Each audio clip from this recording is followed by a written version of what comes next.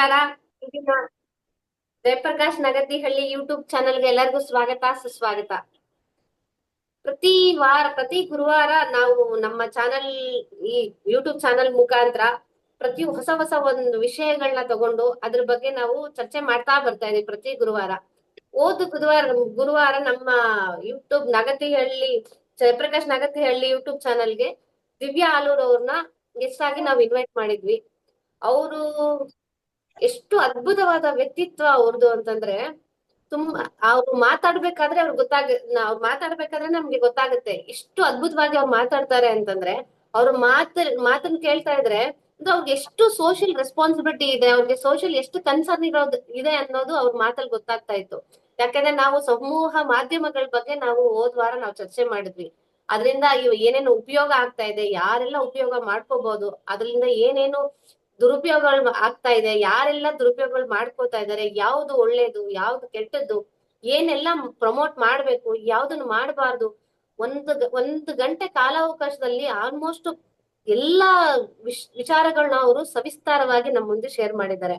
ಹಾಗೆ ಉತ್ತಮ ಮಾತುಗಾರ್ತಿ, ಹಾಗೆ ಉತ್ತಮ ಹಾಡುಗಾರ್ತಿ ಕೂಡ ಹೌದು. ಹಾಗೆ ನಮ್ಮ ಚಾನೆಲ್ ಬಂದು ಹಾಡು ಕೂಡ ಹಾಡಿದ್ದಾರೆ. ತುಂಬಾ ಚೆನ್ನಾಗಿ ಮಾತಾಡಿ ಎಲ್ಲರಿಗೂ ಒಂದು ಒಳ್ಳೆ, ಇಡೀ ಸಮಾಜಕ್ಕೆ ಒಂದು ಒಳ್ಳೆ ಮೆಸೇಜ್ ಅನ್ನ ಕೊಟ್ಟಿದ್ದಾರೆ ಅಂತ ಹೇಳಕ್ ಇಷ್ಟಪಡ್ತೀನಿ. ನೀವೊಂದ್ ಸ್ವಲ್ಪ ಆಡಿ ತೋರಿಸಿ ಮೇಡಮ್, ಅದು ಹೆಂಗ್ ಆಡಿದ್ರೆ ಅಂತ. ಅನಿತಾ ಮೇಡಮ್, ಎಸ್ ಪ್ಲೀಸ್ ಆಡಿ ಮೇಡಮ್. ಯಾವ ಹಾಡು ಹಾಡಿದ್ರು ನೆನಪಿಲ್ಲ ಸರ್ ನಂಗೆ. ನೀವೇ ಒಂದು ಹಾಡು ಆಡ್ರಿ ಮೇಡಮ್, ನೀವು ಚೆನ್ನಾಗಿ ಆಡ್ತೀರಲ್ಲ, ಆಡ್ರಿ. ಲಾಸ್ಟ್ ಅಲ್ಲಿ ಹಾಡ್ತೀನಿ, ನೀವೆಲ್ಲ ಮುಗಿಸ್ಬಿಡಿ.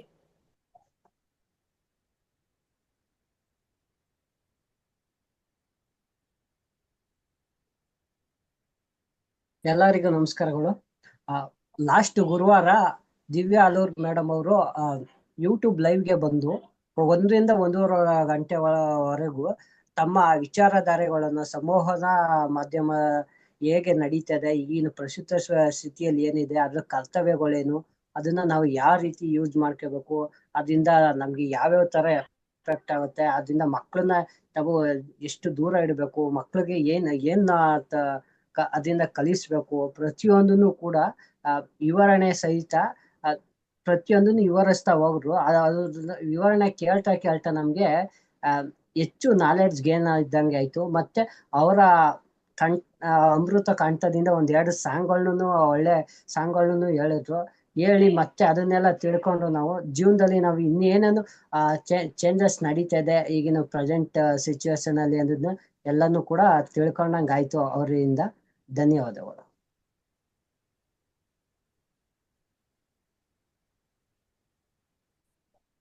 ಜವಾಬ್ದಾರಿಗಳು,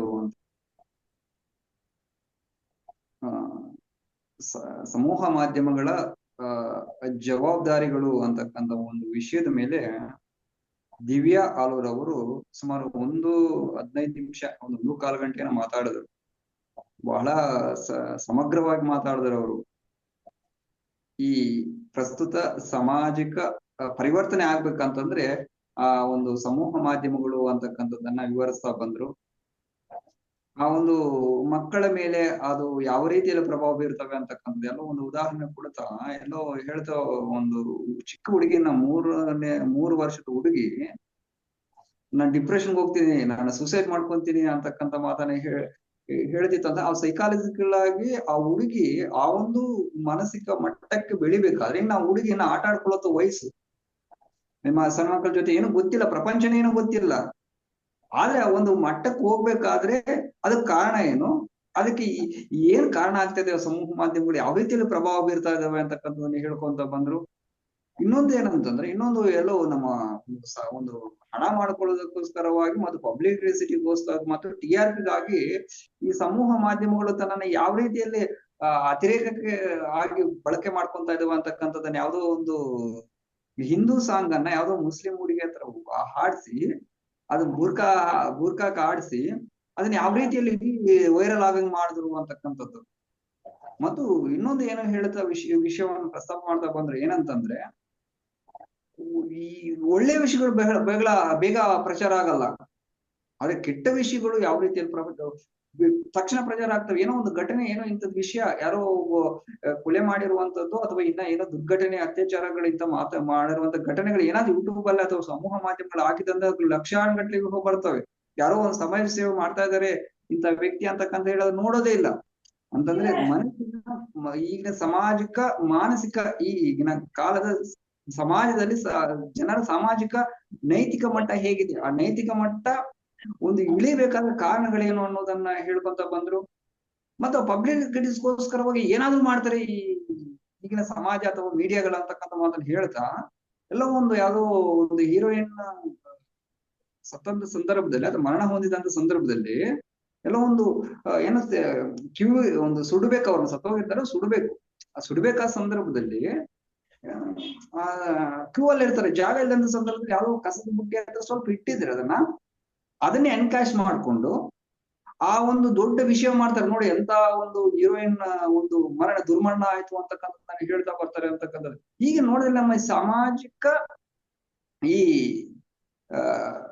ಸಮೂಹ ಮಾಧ್ಯಮಗಳು ಏನಿದಾವೆ ಯಾವ ಮಟ್ಟಕ್ಕೆ ಏರ್ತಾ ಇದಾವೆ, ಅವ್ರ ಕಾರ್ಯಗಳೇನು, ಆ ಒಂದು ಸಾಮಾಜಿಕ ಪರಿವರ್ತನೆ ಸಾಮಾಜಿಕ ಜವಾಬ್ದಾರಿ ಏನು, ಸ್ಟೂಡೆಂಟ್ಗಳಲ್ಲಾಗ್ಲಿ, ಗೃಹಿಣಿಯಲ್ಲಾಗ್ಲಿ, ಸಮಾಜದಲ್ಲಿರುವಂತ ಯುವಕರಲ್ಲಾಗ್ಲಿ ಅವ್ರು ಯಾವ ರೀತಿಯಲ್ಲಿ ಪ್ರಭಾವ ಬೀರ್ತಾ ಇದ್ದಾರೆ, ಸಮಾಜಕ್ಕೆ ದುರ್ಘಟನೆಗೆ ಕಾರಣ.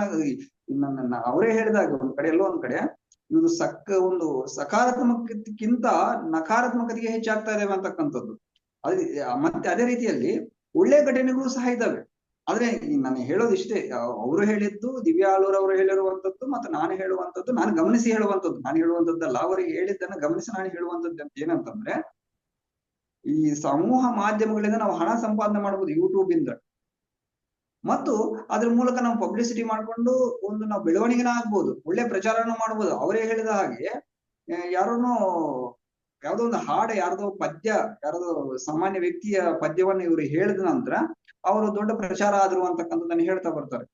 ಅಂತಂದ್ರೆ ಅದನ್ನ ಒಳ್ಳೆ ರೀತಿಯಲ್ಲೂ ಬಳಕೆ ಮಾಡ್ಕೋಬಹುದು, ಕೆಟ್ಟ ರೀತಿಯಲ್ಲೂ ಬಳಕೆ ಮಾಡ್ಕೋಬಹುದು. ಈಗಿನ ಸಮಾಜಕ್ಕೆ, ಈಗಿನ ಒಂದು ಮೀಡಿಯಾಗಳಿಗೆ, ವಾರ್ತಾ ಪ್ರಚಾರ ನ್ಯೂಸ್ಗಳಿಗೆ ಅವರು ಮಾಡಿರುವ ಸಂದೇಶ ಒಟ್ಟಾರೆ ಹೇಳ್ಬೇಕಂತದ್ದು ಏನಂತಂದ್ರೆ, ಅವರ ಜವಾಬ್ದಾರಿಯನ್ನ ಅವರು ಸರಿಯಾಗಿ ನಿರ್ವಹಿಸಬೇಕು. ಈ ಸಮಾಜ ಎಲ್ಲ ಗಮನಿಸ್ತಾ ಇರ್ತದೆ. ಅದರಿಂದಲೇ ಒಂದು ಈ ಮೀಡಿಯಾಗಳ ಒಂದು ಒಂದು ಜನರ ಅನಿಸಿಕೆ ಬದಲಾಗ್ತಾ ಇದೆ. ಒಂದೇ ನ್ಯೂಸ್ ಅಲ್ಲಿ ಬರ್ತಾ ಇದಾರೆ, ಏನ್ ಬಿಡಪ್ಪ ಕೆಲ್ಸಬಾರ್ದ ವಿಷಯಗಳು ಬರ್ತಾ ಇದಾವೆ ಅಂತಕ್ಕಂಥ ಮಾನಸಿಕ ಸ್ಥಿತಿ. ಎಲ್ಲೋ ಯಾರೋ ಡೈರೆಕ್ಟ್ ಒಂದು ಮಾತು ಹೇಳಿದ್ದನ್ನ ಕೇಳಿದೀನಿ, ಮೀಡಿಯಾ ಬಗ್ಗೆ ಏನ್ ಹೇಳ್ತಾರಂತಂದ್ರೆ, ಯಾರು ರಾಮ್ ಗೋಪಾಲ್ ವರ್ಮಾ ಅಂದ್ಕೊಂಡಿದ್ದೀನಿ, ಒಂದ್ ಮಾತು ಹೇಳ್ತಾರೆ ಈ ಮೀಡಿಯಾಗಳ ಬಗ್ಗೆ.